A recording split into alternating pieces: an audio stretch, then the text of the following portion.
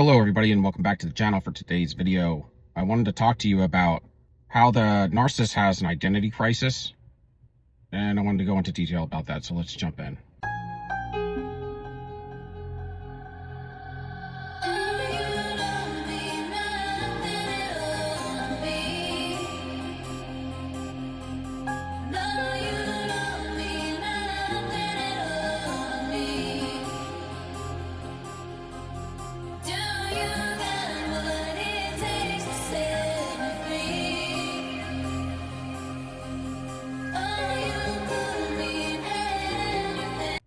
In dealing with identity crisis, when we're talking about the narcissist doesn't have an identity because they have traded their true self for the false self.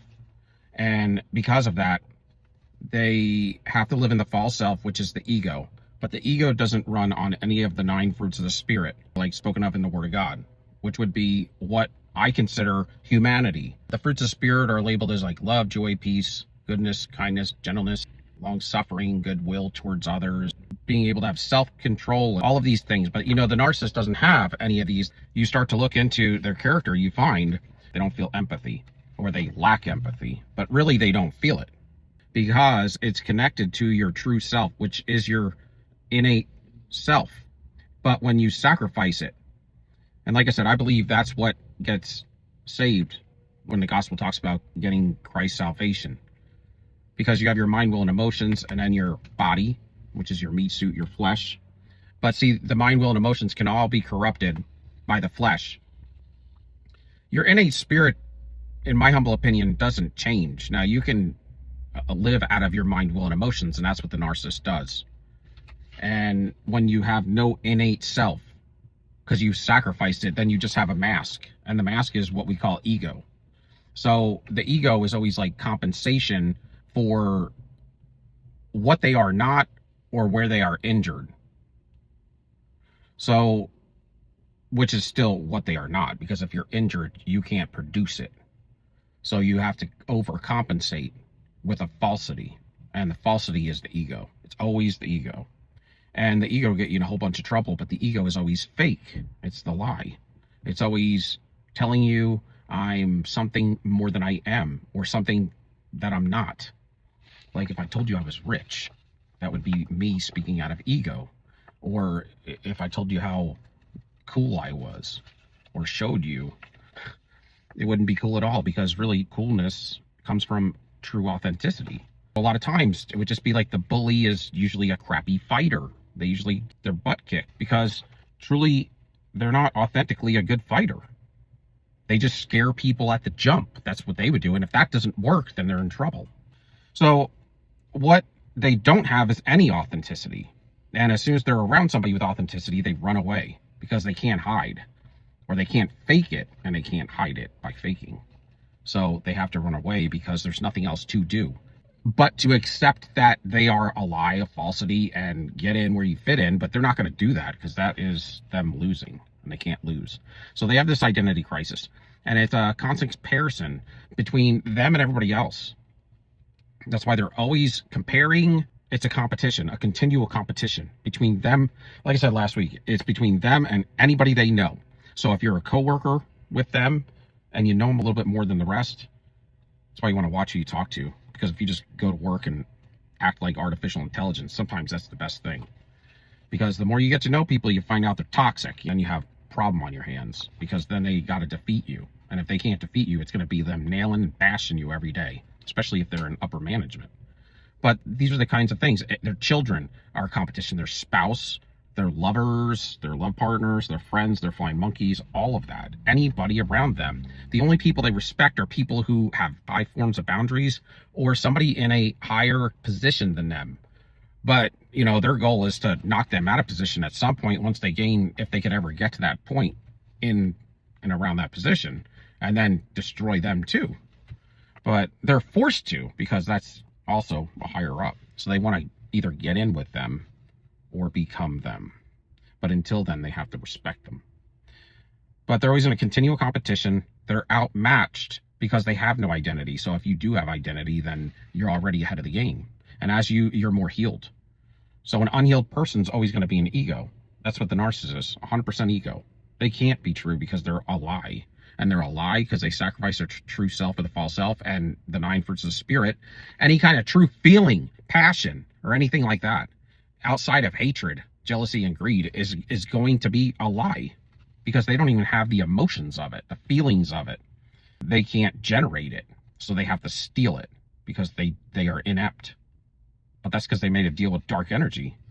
And they will come to you, of course, and y'all know this because I've gone over this a lot, but they'll take your identity and they'll steal it from you.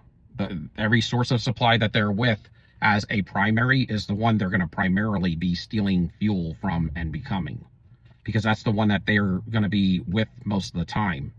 So during that period of time, they're going to keep switching with you and first mirror back to you in love bomb phase and all that. And then they're going to be projecting after that. So it's mirroring in the beginning or when they come back to you, but then it's projecting because now they're throwing it on you, their crap, and taking yours and telling you that you are them.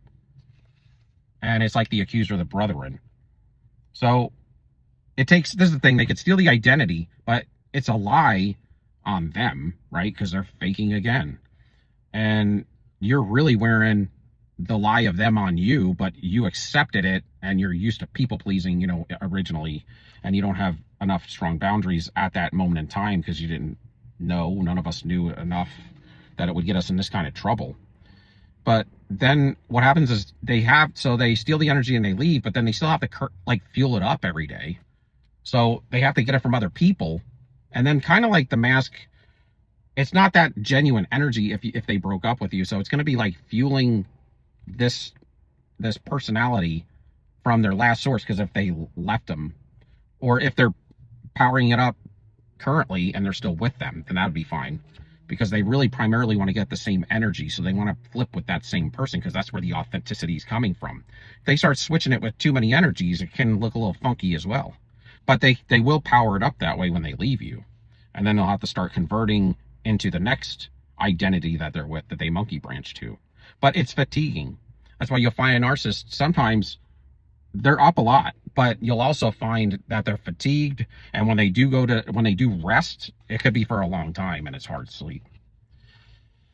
But they're used to this because they're in this adrenaline and fight or flight and all of that. So they steal identity and they got to continue to fuel it up. So they have to, you know, switch with a lot of people, or at least that same person. When the fuel runs low, people start to see through the mask. That's what they call the mask slip. When it slips and you're like, oh, they're lying, you know, because it doesn't look so good anymore. And people begin to see it's fake, it's a narcissist. They don't believe that they're a good person anymore because they'll start to see them pop off or do something that's not ethical and not care, right? Maybe when they were fueled up, they would act like they cared. Oh, I didn't mean to do that, or excuse me, more of those going on, to where it's like, get out of the way. So they look fishy when they're low on fuel and things aren't adding up. That kind of stuff they start to be in their true self. Their true self is the false self, no identity, but it's like pure evil. Because when you start taking away from humanity or what God created, it becomes evil. It's like GMO food will never be as healthy as the stuff that God gave us. So it's kind of like that. It's kind of like the weather. The weather that comes at us naturally is going to be better and more sound type weather than these people that are creating it out of these weather manipulating machines and shooting stuff into the sky to move the rain and all this. It causes a whole bunch of problems, a lot of flooding, a lot of droughts and things. So it never works out. And the same thing with the narcissist. They weren't supposed to do this. Things aren't adding up. They're lying. They're liars.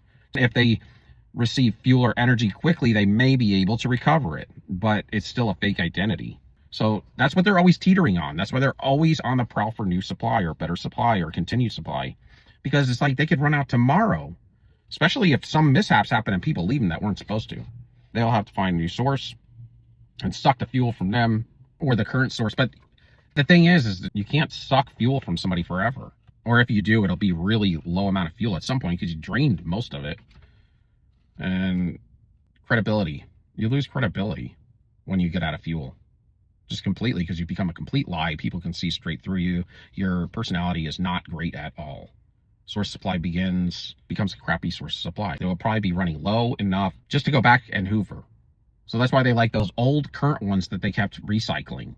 You're a recycled source if you come from the harem.